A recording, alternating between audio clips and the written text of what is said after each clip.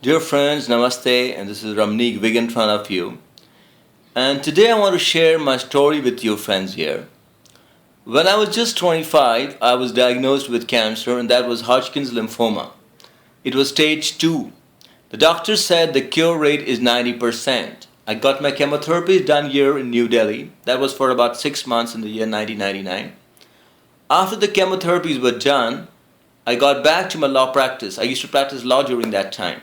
So I got back to my law practice, and it had been just about 2 or 3 months that I again got a swelling in my, just below my neck right here, and in the upper shoulder, upper arm. Once the swelling was there, I got back to my oncologist, and the oncologist said that I should get a gallium scan done. At that time, we used to have a gallium scan, not a PET CT scan. So I got the gallium scan done, and the gallium scan it said that the cancer had come back, and this time it was very aggressive. So I went along with my parents to the United States at UCI Medical Center for a bone marrow transplant. I got my transplant done in the year 2000. After coming back from the transplant, I again came down back to India, and again got down back to my law practice. Year 2001 and 2 were fine with me. At the end of year 2003, some pus mucus like discharge started coming out from the region just below my neck, right here. Because during that, it was the same region from where the initial lymph node was taken out way back in the year 1998. So since the scar was there, from the scar over here, some sort of pus-like discharge started coming out. Now, I did not know what was happening with me because of this pus-like discharge. I went back to my doctor and asked him, "What is the problem, doctor?" The doctor said that probably you've got tuberculosis, and he started with some anti-tubercular treatment with me. However, the doctors were wrong. I did not have tuberculosis.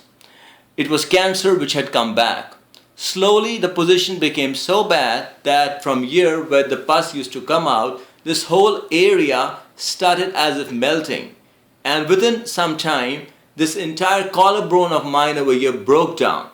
And ultimately, the position became so bad that from the region from year to year, an entire tunnel-like passage came up. It was something like this.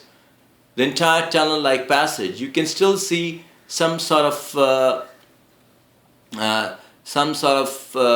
skin around here. This is the new collarbone which came up, and this was the entire tunnel-like passage which came up. Now that everything has been filled up, but there was a tunnel-like passage over here which came up right from year to year. So the situation became so bad, and I also started getting some tumors all across my back. Ultimately, the situation became all that bad, and the doctors in India said that this is the last stage of cancer, and I just have a month to live. At that stage, I went along with my parents again to the United States, and this time to USC Medical Center.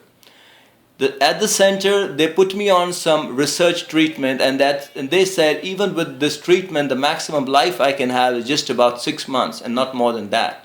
So this time, the cure rate was not even 1%. I was in the US for 2 months, and then after that, I came down back to India. And since I knew I don't have much life with me, the maximum life I had was just 6 months, I resorted to pranayama. It was just a matter of chance that while I used to practice law, I was very fond of yoga and naturopathy.